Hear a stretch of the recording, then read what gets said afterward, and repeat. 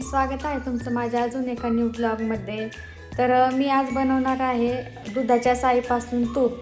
तर मी दीड महिना झालं दुधाची जी उरलेली साई असते ती साठवून ठेवली होती स्टीलच्या डब्यामध्ये। तर तो डबा आता भरलेला आहे। तर म्हटलं आज काही काम नव्हतं तर साई आपलं तूप बनवावं। तर पाहते आता करून कसं होतं ते।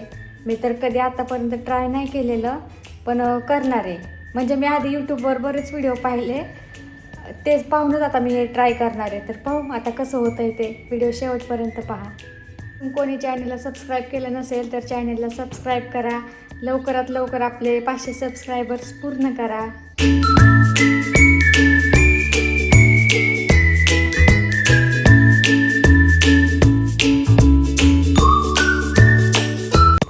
ही एवढी साय मी दीड महिना झालं साठवत आहे। तर साय मी स्टीलच्या डब्यामध्ये साठवत आहे आणि हा डब्बा फ्रीजमध्येच ठेवून देत होते। आता या जमलेल्या सायपासून लोणी आणि तूप कसं काढते मी ते बघा। त्यासाठी आता ही साय बघा मी एका भांड्यामध्ये काढून घेत आहे। आता मी ही साय फेटून घेणार आहे।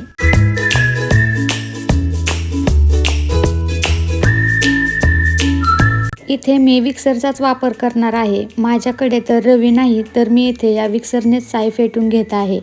आता ही साय कंटिन्यू 4 ते 5 मिनिट फेटून घेणार आहे। सुरुवातीला ही साय थोडी पातळ होईल आणि त्यानंतर याला थोडं क्रिमिशनल टेक्स्चर येईल।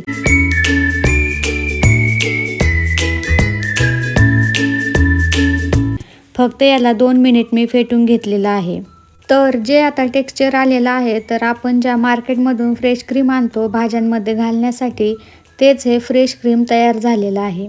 या स्टेजपासून आणखी 2 ते 3 मिनिट फेटून घेतल्यानंतर जी पांढरी शुभ्र क्रीम दिसत होती त्याचा रंग असा पिवळसर व्हायला लागलेला आहे। आणखी याला फेटून घेतल्यानंतर याचे ग्रॅन्युअल्स व्हायला लागलेले आहेत आणि यातून पाणीसुद्धा रिलीज व्हायला लागलेलं आहे।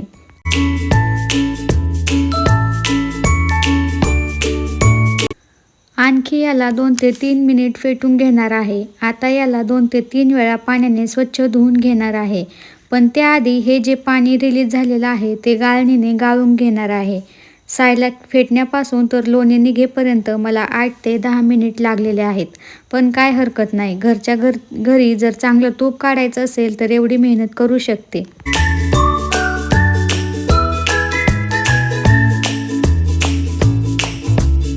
मी जे दूध गाळून घेतलं होतं त्यावर जे लोणी जमा झालेलं होतं ते यामध्ये घालून घेतलेलं आहे। आता पुढची स्टेप म्हणजे लोणी धुवून घेण्याची।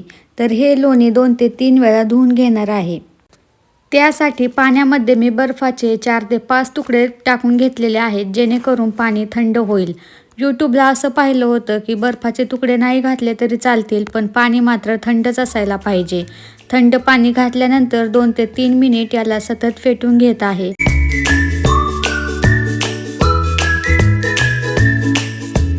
आणि लोण्याचा असा गोळा तयार झालेला आहे। असा गोळा तयार झाला की त्यातलं ते पाणी आहे पुन्हा त्याला गाळणीने गाळून घेणार आहे।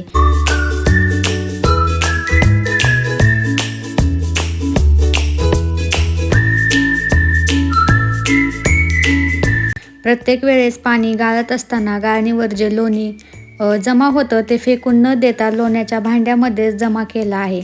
सेम प्रोसेसने अजून एकदा हे लोणी धुवून घेणार आहे। हे लोणी 2 ते 3 वेळा धुवून घेणार आहे। जोपर्यंत त्यातून क्लिअर पाणी निघत नाही तोपर्यंत ही प्रोसेस करून घेणार आहे। जास्तीत जास्त 3 ते 4 वेळा ही प्रोसेस करणार आहे।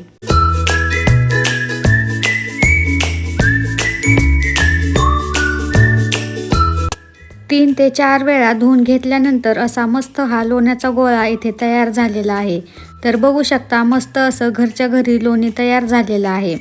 तर बघू शकता जेवढी मी दुधावरची साय साठवली होती अगदी तेवढंच त्याचं लोणी निघालेलं आहे। आता त्याच लोणीपासून तूप कसं काढायचं ते बघू। तर त्यासाठी इथे मी एका स्टीलच्या पातेल्यात हे पूर्णपणे जे लोणी आहे ते या पातेल्यात घेतलेलं आहे। अगदी थोड्याच वेळात हे लोणी वितळायला लागलेलं आहे आणि तूप पण बनायला सुरुवात झालेली आहे। आता तूप तयार होत असताना गॅस इथे मी मंदच ठेवलेला आहे। गॅस फास्ट केला नाही आणि थोड्या वेळाने याला ढवळत राहायचं। त्यातली बेरी आणि तूप वेगवेगळी झालेली दिसत आहे।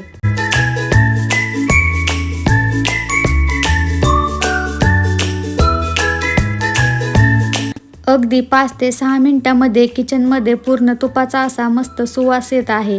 म्हणजे तूप इथे तयार व्हायला लागलेलं आहे.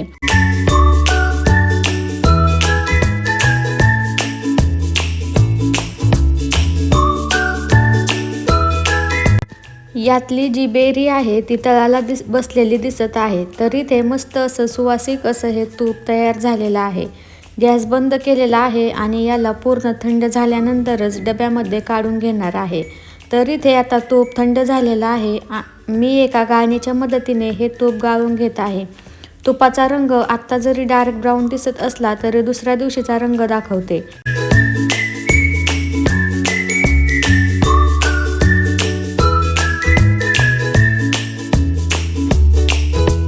हे मी काल तूप काढून ठेवलेलं होतं आणि आज याचा रंग मस्त असा पिवळसर रंग आलेला आहे. आपण मार्केटमधून जसं तूप घेतो अगदी तसंच याचा रंग आलेला आहे.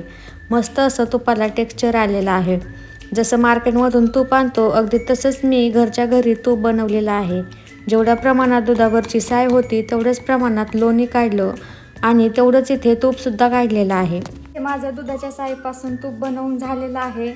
व्हिडिओ कसा वाटला कसा नाही हे कमेंटमध्ये मला नक्की सांगा आणि व्हिडिओ आवडला असेल तर चॅनलला सबस्क्राईब करा. भेटूया नेक्स्ट व्लॉगमध्ये.